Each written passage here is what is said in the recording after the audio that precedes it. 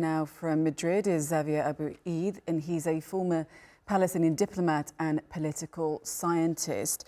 So Xavier, I want to also ask you a very similar question, as I asked the correspondent, on this bill allowing for the death penalty for Palestinians convicted of killing Israelis. Who gets caught by this? Is Israel perhaps trying to target the high-profile detainees?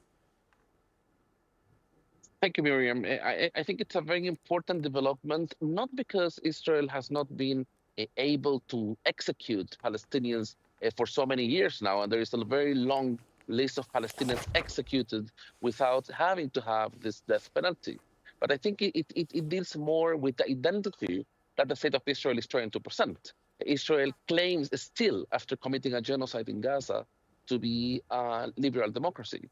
And liberal democracies do not have laws to allow for death penalty. And I think what Muhammad was mentioning previously, it's particularly important because we are talking about a judicial system that cannot be considered to be under any standards of international law.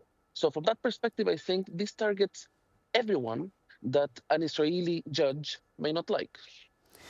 So who for you then, or what perhaps, is going to protect Palestinians? I mean, right now, if you look, not just in the occupied territories, but also across to Gaza, we've got this fragile peace that is at least holding. But when we look at or hear about the conditions that we hear inside Gaza, the fact that aid still is trickling through, the right amounts of aid trucks are still not getting in.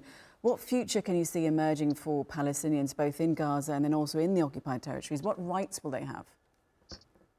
It is a very complicated moment, Miriam, and I think this week will come out with some outcomes from discussions in New York at the UN Security Council. Still, the future of Gaza, according to what could be moving into stage 2 or stage 3 of this very fragile ceasefire agreement, is not there. Let's remember that Israel has committed hundreds of violations of the first stage, as well as we don't have particularly enough humanitarian aid into Gaza.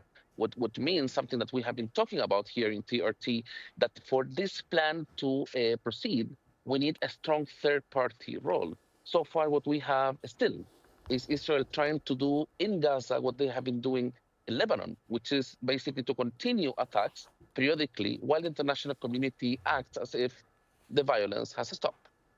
Okay, well, unfortunately, I have to leave it there, but great to have your thoughts, Xavier Abu Eid, on the programme. Thank you so much. Thank you, Miriam.